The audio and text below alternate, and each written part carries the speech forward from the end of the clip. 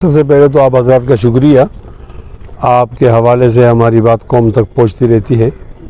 आज हमारे अहबाब के हल्के में एक अच्छी खबर है कि हम PK 38 के कागजात नामज़दगी मंजूर हो गए। आज उनकी जांच पड़ताल थी और वो एक्सेप्ट हो गए हैं। 30 तारीख को हमारे NA के कागजात हैं। इंशाअल्लाह वहाँ भी उम्मीद है कि वो ठीक ही रहेंगे और एक्सेप्ट हो जाएंगे। जानबूझकर जमीयत उलमा इस्लाम ने मुझे मियां नवाज शरीफ के ख़िलाफ़ इलेक्शन लड़ने का हुक्म दिया है और मैं इसको अपने लिए बहुत बड़ा एज़ाज़ समझता हूँ। इतना बड़ा एज़ाज़ कि मैं अल्फाज में बता नहीं सकता। और चूँकि हमारी कोई सीट एडजस्टमेंट ही नहीं है, हमारी जितनी भी मीटिंग्स हुई थी मुस्लिम लीग नून के साथ, वो तमाम की तमाम मीटिंगें वो नाकाम हो गई हैं। पंजाब में हमने कहा था कि आप वहाँ हमारे अहबाब को साथियों को एडजस्ट करो, तो जो हम आपको KPK में एडजस्ट कर लेंगे, लेकिन ऐसा नहीं है। मुस्लिम लीग नून यहाँ हज़ारा डिवीज़न में तो है, लेकिन KPK के बाकी 4 बड़े बड़े जोन हैं हज़ारा की तरह। मालाकंड का जोन है, वस्ती अज़ला हैं, जनूबी अज़ला हैं, ये कबाइल के जो ज़म अज़ला हैं, वहाँ मुस्लिम लीग नून कमज़ोर है। तो जो हैसियत हमारी है पंजाब में, वही हैसियत उनकी KPK में है। तो इंतखाबी एडजस्टमेंट का माना तो ये है कि वो हमारे हज़रात को वहाँ कबूल करें। तो ऐसा नहीं हो सका।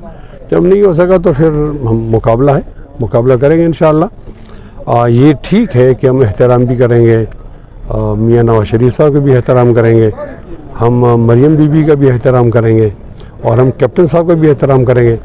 लेकिन एहतराम का कोई ये माना न समझे कि एहतराम के साथ इख्तिलाफ़ नहीं हो सकता या इलेक्शन नहीं हो सकता। हम इलेक्शन में आ रहे हैं इंशाअल्लाह और पूरी तैयारी के साथ आएंगे। और ये इलेक्शन इसलिए भी बहुत ज़्यादा अजीब होगा कि मैं बहुत गरीब आदमी हूँ, मुझे फ़ख्र है इस पर। मेरे पास गाड़ी नहीं है, मेरे पास अपना मकान नहीं है, मैं दोस्तों के मकान में और गाड़ी में घूमता रहता हूँ।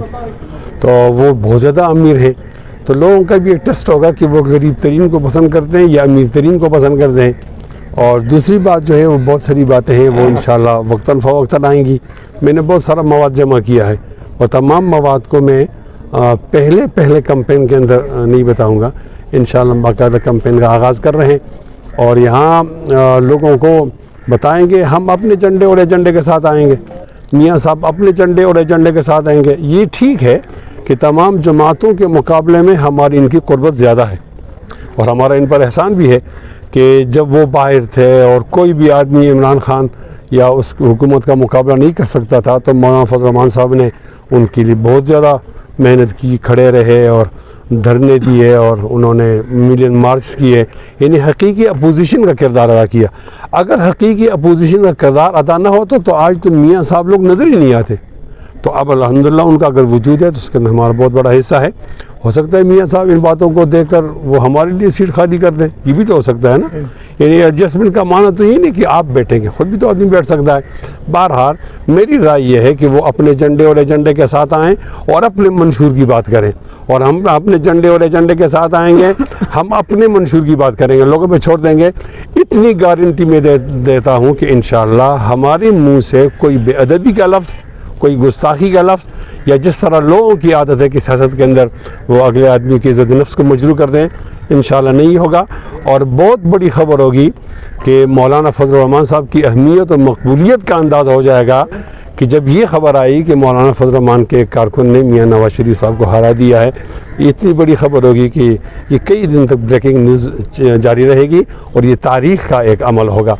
बहरहाल हम तैयार हैं इंशाअल्लाह, वो आएँ, ज़रूर आएँ, मोस्ट वेलकम, लेकिन मुकाबले के लिए आ जाएँ, हम तैयार हैं इंशाअल्लाह। मुफ्ती साहब एक ये बता दें कि आज आज़म खान स्वाति साहब की जानिब से मियाँ नवाज शरीफ के कागज़ात पर एतराज़ात दायर किए गए थे, जिनको मुस्तरद कर दिया गया है और मियाँ साहब के कागज़ात मंजूर हो चुके हैं। इस पे आप क्या कहेंगे? और दूसरी बात, जो सीट एडजस्टमेंट के हवाले से कल सरदार यूसुफ साहब से जो हमारी बात हुई थी, उन्होंने एक TV इंटरव्यू में ये कहा है कि हम हज़ारा डिवीज़न में, चूँकि मुस्लिम लीग नून मजबूत है, तो जमीयत उलमा इस्लाम को हज़ारा डिवीज़न से कुर्बानी देनी पड़ेगी, बाकी सारे सूबे में हम जमीयत के लिए कुर्बानी देने के तैयार हैं और उस पर बैकडोर राब्ते भी जारी हैं। सरदार साहब 1000 कुर्बानी दे दें और अपने मुकाबिल हरीफ से 1000 कुर्बानी ले लें।